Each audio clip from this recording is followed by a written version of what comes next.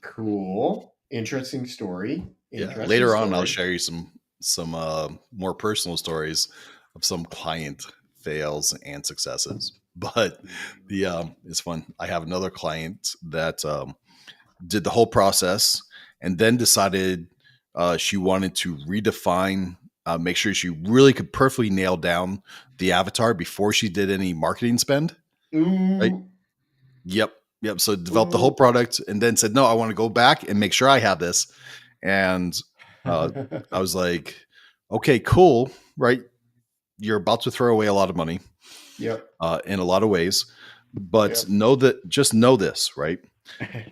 We cannot define a market segment as well as AI nowadays will help you determine who your market segment is by who responds with a little bit of marketing. Hmm. Okay. So if that doesn't make sense, I'll break it down a little bit more. Yeah, go What for it. when if you have a product that's reasonably thought out and designed and good enough to get out in the market, right?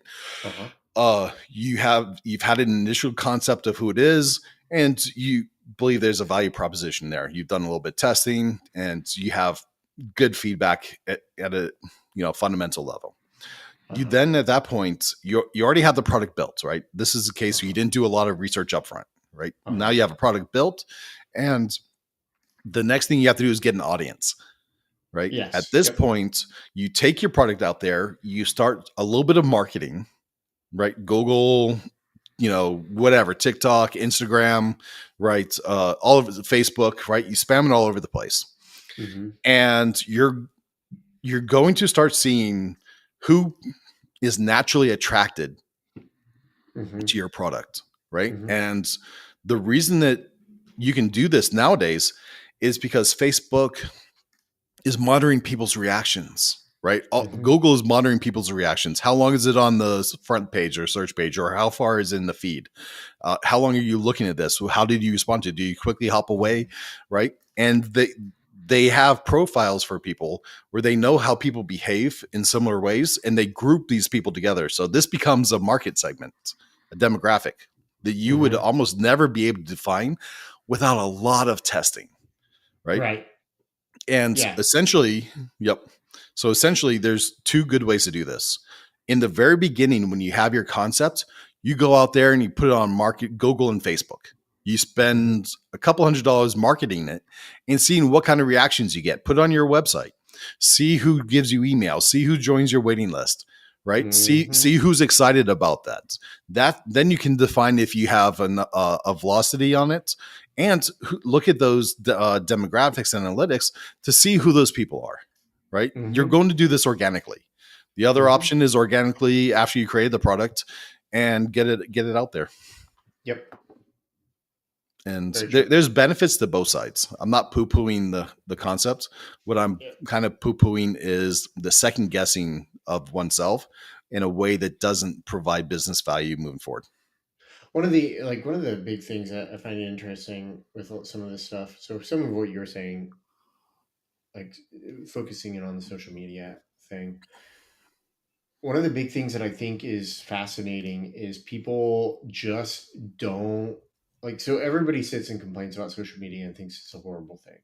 Mm-hmm. And in some ways they're correct. Like there are aspects of social media that are really really bad. Mm-hmm. Um, the fact that it's geared to keep you like sucked into it for hours on end is definitely a bad thing.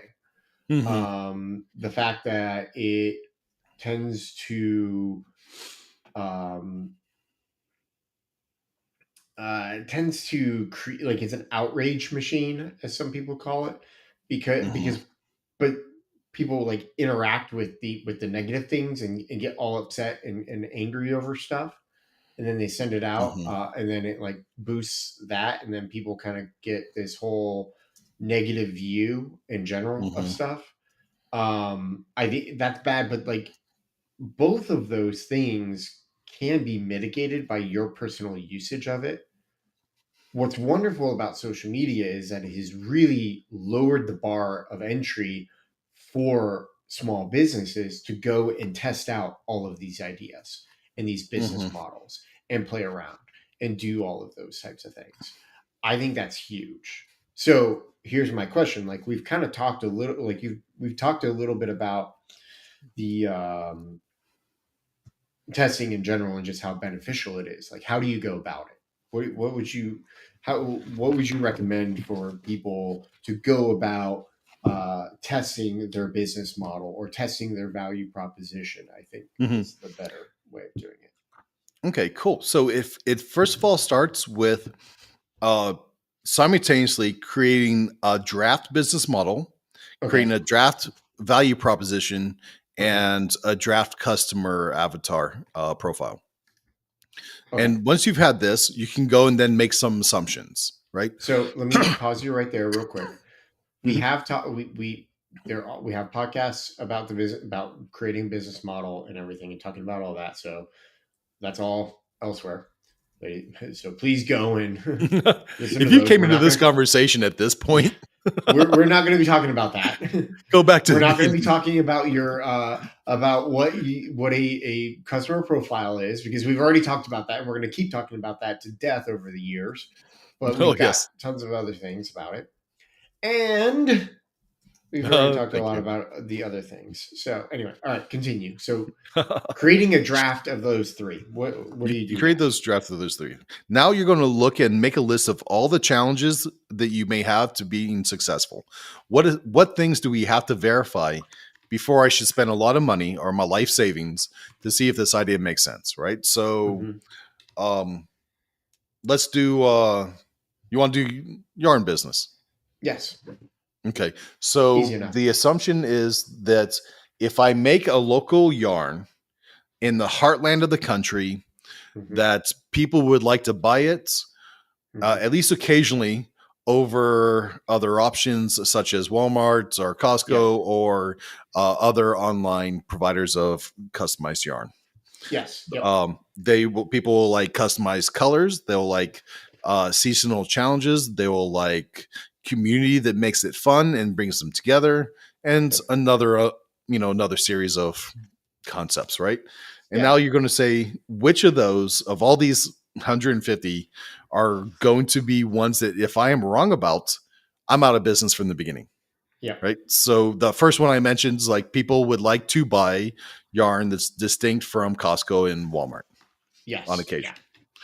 Yeah. So what you do is then you go test that, right? Because that's like if people don't want to buy this, then you're just wasting time, right? If it's such a commodity that Walmart does it perfect and Costco does it perfect, and you have no chance to get in the market, Yeah. then don't spend all the money on the yarns and the colors and the testing systems and the lasers and the sharks, right? You just go out there and test that question. Now, how do we do that, right? We start by creating this little card that says, my thesis is, and I'm just going to say in this case, that people would like diversity and are open to buying yarn at a higher price, but that's handcrafted. It's yeah. There's multiple things that come with that when you say higher price. Like Yeah, yeah. Well, could you do it at lower price, or would you make the assumption that it should be at a higher price? oh, it's always the assumption at the higher price. Okay, cool. And Always that and I think assumption. you should test that first of all, right? The That's yeah. So the there's multiple psychological reasons for doing that. So I can charge a lower price for it, but the problem is here there's like a couple of different things that become the problem. One is time. Like, how much time am I investing in making this yarn? How mhm, much time am I investing in coming up with the concepts instead of just like going and mass producing colors, which is what a lot of people end up, or a lot of the big businesses are like they just go and mass produce the colors, and that's part of the mhm. reason why they can do what they do. They're able to go in and make it very quick and easy. Yeah, in bulk. and produce things. And that's not a bad thing. That's actually kind of one of the beauties of the today's world is that we are able to go and make all of that stuff at a cheaper price. Um, Well, yeah. so I there's mean, right? that. Like, I like nice bread with oil and, you know, melted butter and spices, right? And, Yeah, lobster on the side or whatever, right? tends to Or, taste better. steaks, right? Yeah, because to me it tastes better. But sometimes I just want a quick sandwich with some peanut butter, Yeah, exactly. right? So, for me, there in my world, there's room for cheap, quick, conveniently sliced bread, and there's room for the gourmet, fresh out of the oven gourmet breads, right? Same Hmm. in my mind, same thing for this. But we have to find out what's the easiest Hmm. way to find out. Um, there's different levels. One is going into Walmart, right? While somebody's looking at yarn Yep. and asking, right? Say, Yeah. hey, what do you think? Right now, you be careful how you word it because you may start a fight there. But you could say, you could just ask some questions, right? This is free. And I would go to a couple of things, and then I would also say, "Hey, is there any other local market where people are selling this?" So you do a search, and you just see if the market segment is big enough to make a profit. That Uh-huh. you could pull some of that segment. These are visual; these are free. The next thing you do is um, you can create a website to see if you can draw part of that attention. So you create a landing page, maybe a video sales letter, or a waiting list, and you make a little Facebook ad, I'm and you make a little. Go ahead. I'm a huge fan of waiting lists. Yeah, yeah. I think that's huge. And why? So because so let me put it this way. There's two ways to do a waiting list that I'm a huge fan of. One is the like I don't put anything up front. So asking people, so you go and you create this idea and you create something. You do it on the cheap. Usually, my recommendation would probably be something like less than $100 because it's easy enough to go and create something on the side very quickly without much involvement, without much money going in right At off the this bat. stage, just use a template. Yeah, just well, so it depends upon what you're trying to create, but yes, something super simple, very simple, and enough to be able to generate pictures and show off something. And then you can go, you can do that, and you can create a few small simple ads asking people to come in and join a waiting list for the release for free without committing any money right off the bat. Okay. Because what you do Mm-hmm. at that point then is you create a mailing list of people who are interested in what you are doing. At that point, once you actually have the product, or once you get to a point where you're like, I know these are people who are willing to spend money, or maybe you sit there and you say it's like some percentage of these people on this list are going to spend money. So maybe like 5% of the people on the list are going to, maybe 10, whatever, doesn't Mm-hmm. matter. You just kind of know that there's somebody who's going to. So then that way you can reach out to those people when you are ready to sell to them and say, hey, purchase. Now, the other type of waiting list is the type where you actually have them put money forward Deposit. Yep. first. Yeah, a deposit is a great way to view that. And the reason why that one is really good is because then you end up generating your startup, your seed money for your small business without having to go to some investor and asking for them. And not only are you validating your idea at that point, but you're also pushing people to put money where their mouth is. Basically, sitting there saying, okay, you say you would buy this, but would you actually buy this? Oh, you actually would because you put in You 30 did. bucks, you put in 50 bucks. Hey, you Or you are, put in 1,000, right? You yeah, can even go so far as to say, hey, put in any deposit you want between $2 and 2,000 or yep, 10,000, and whoever puts in the highest amount Yep. gets priority. Yeah. Yeah. Yeah. And I'm expecting So to roll out so many in the first month. And, this is my projection. We'll see what it actually turns out to be, right? I don't want to make jokes about Elon Musk, but, mhm. you know, future is future, right? So whoever's the most serious gets the head of the list. Right. And he like it's important and it's great because then when you get that again, you're forcing your customers to put their money where their mouth is.